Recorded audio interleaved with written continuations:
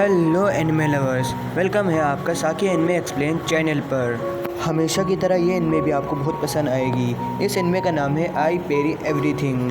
तो चलिए शुरू करते हैं इस एनिमे को एपिसोड नंबर 1 के साथ। तो कहानी की शुरुआत एक छोटे लड़के से होती है जिसका नाम नोर है। नोर के फादर की डेथ हो चुकी है। वो अपनी मॉम के साथ रहता है। नोर की मदर कुछ दिनों से बीमार है।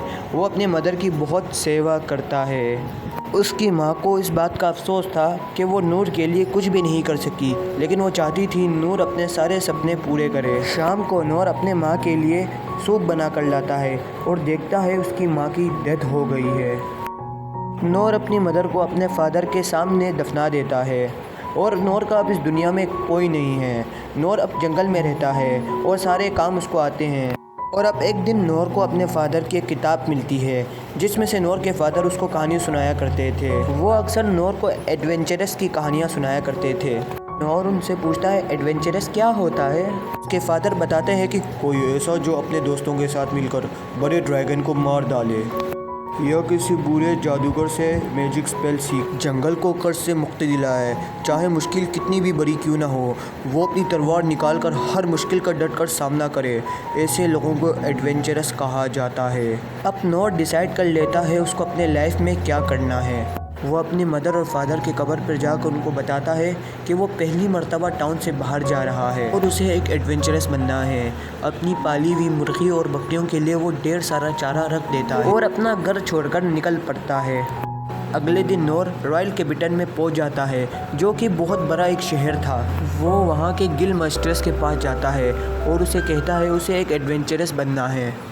मास्टर उसे कहता है ये जगह बच्चों के लिए नहीं है, यहाँ से चले जाओ, तुम्हारे पेरेंट्स को तुम्हारी फ़िक्र हो रही होगी। नोर उसे बताता है उसके माता पिता दोनों रुखसत हो चुके हैं।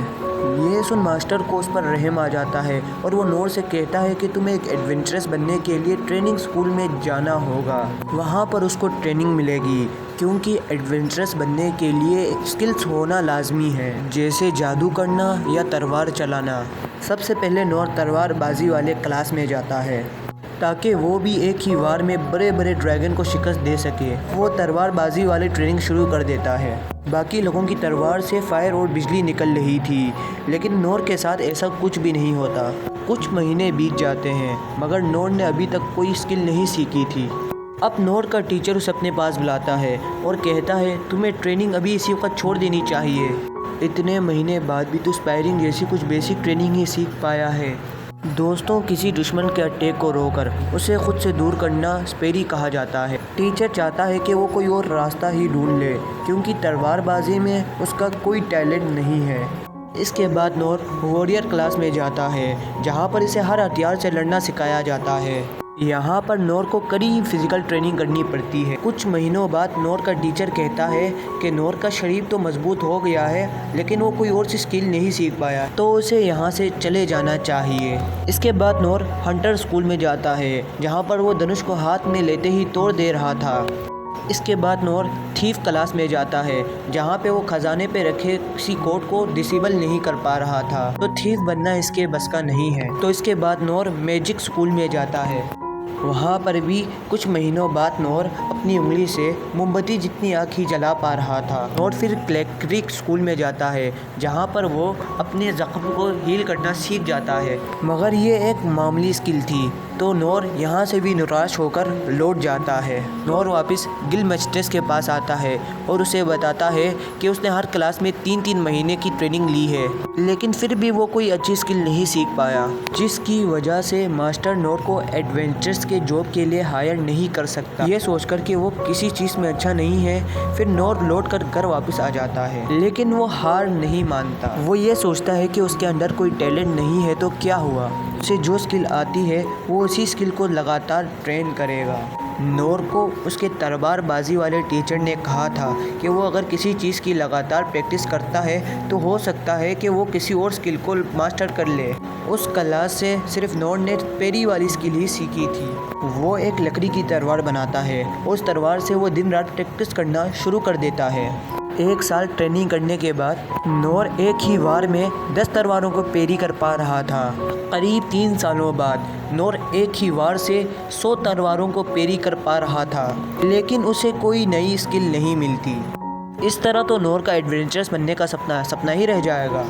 फिर भी नोर गिव अप नहीं करता और अकेला ट्रेनिंग करते ही रहता है और वो ट्रेनिंग करते हुए 14 साल बीत जाते हैं। तो अब नोर बड़ा हो चुका था और वो अब एक ही वार से 1000 तलवारों को पेरी कर पा रहा था, पर फिर भी उसे कोई स्किल नहीं मिलती। अब वो एक आखिरी ट्राई करने के लिए फिर से गिल मास्टर्स के पास जाता है और उसे वो अपनी सारी स्किल बताता है, जो थी पेरी, फिजिकल इन्हेंसमेंट, पत्थर फेंकना, लेदर स्टेप, लो हीन और फ्लाइंग फ्लेम।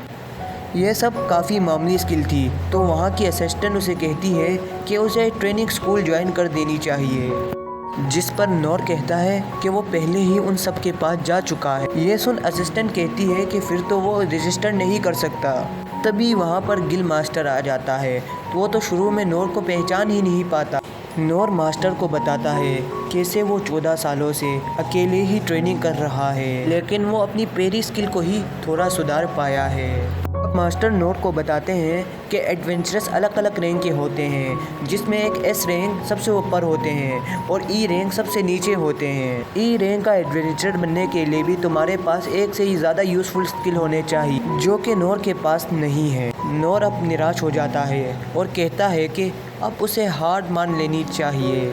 अब मास्टर को नोर पर तरस आ जाता है और कहता है कि ई रैंक के नीचे भी एक रैंक होती है जिसे एफ रैंक कहते हैं और इसके बारे में बहुत कम लोगों को पता है। लेकिन इस रैंक में नोर कोई भी असली क्वेस्ट पर नहीं जा सकता।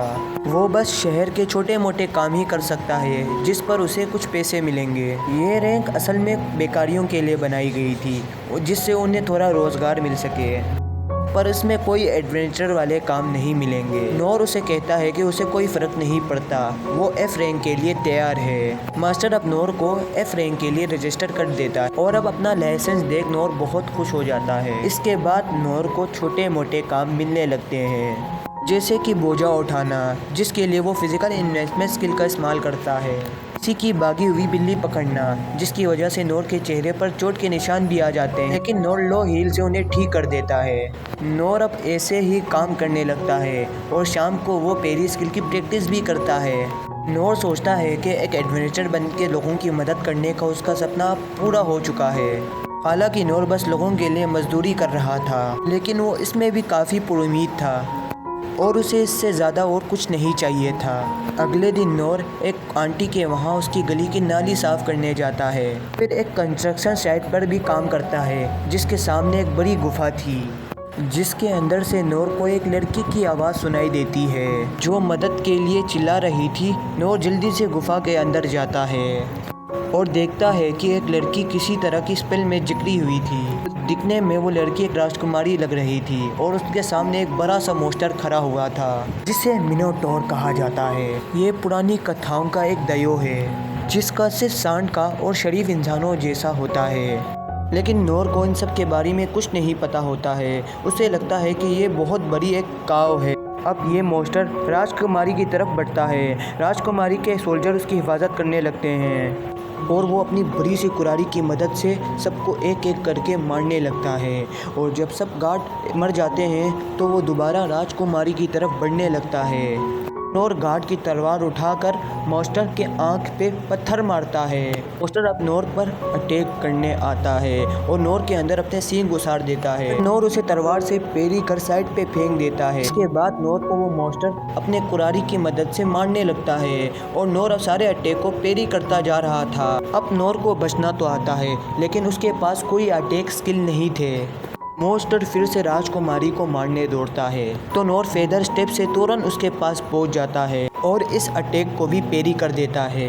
लेकिन अब तक उसकी तलवार टूट जाती और अब अपने मन में सोचता है, बेशक वो एडवेंचरस नहीं बन सका, लेकिन वो इस डरी हुई लड़की को ज़रूर प्रोटेक्ट करेगा। नोर अब अपनी टूटी हुई तलवार से ही उस मोस्टर के अटैक को पेरी कर देता है। इससे मोस्टर की कुरारी उसके हाथ से छूट जाती है और उसी का हिस्सा उससे कट जाता है। मोस्टर के मरते ही साथ अब वो राजकुमारी आज़ाद हो जाती है और नोर वहीं पर खड़े खड़े सोचने लगता है, आज बार बार बच गए। अब नोर वहाँ पर खड़े खड़े सोचने लगता है कि वो एक मामूली से काऊ को मारने में उसे इतनी मुश्किल हुई हो तो वो दुनिया घूमने वाला एडवेंचर्स क्या खाक बन पाएगा। वो लड़की उसका जान बचाने का नूर का शुक्रिया अदा करती है और उससे उसका नाम पूछती है, लेकिन नूर अपना नाम यहाँ से बताए बिना ही चला जाता है। उस लड़की का नाम लीन था और उसको ढूंढते हुए यहाँ और भी गार्ड्स आ जाते हैं। ही इधर नूर सोच रहा था कि एक मामूली सी काऊ को मारने के लिए उसको इतना वक्त लग गया, शायद वो बहुत कमज़ोर है, उसे और ट्रेनिंग करने की ज़रूरत है। और पहला एपिसोड यहीं पर ख़त्म हो जाता है। तो दोस्तों, आपको ये पहला एपिसोड कैसा लगा कमेंट करके ज़रूर बताइए। मुझे तो ये पहला एपिसोड बहुत इंटरेस्टिंग लग रहा है। इसको देखकर थोड़ी मुझे सस्पेंस टाइप वाइब्स भी आ रही हैं। इसका मेन कैरेक्टर काफ़ी पावरफुल है, लेकिन वो खुद ये बात नहीं जानता। अगर आप चाहते हैं कि मैं इसी एनिमे का एपिसोड नंबर 2 भी एक्सप्लेन करूँ तो कमेंट कर दीजिएगा। तब तक के लिए हम मिलते हैं अगले एपिसोड में। Bye bye, Tata.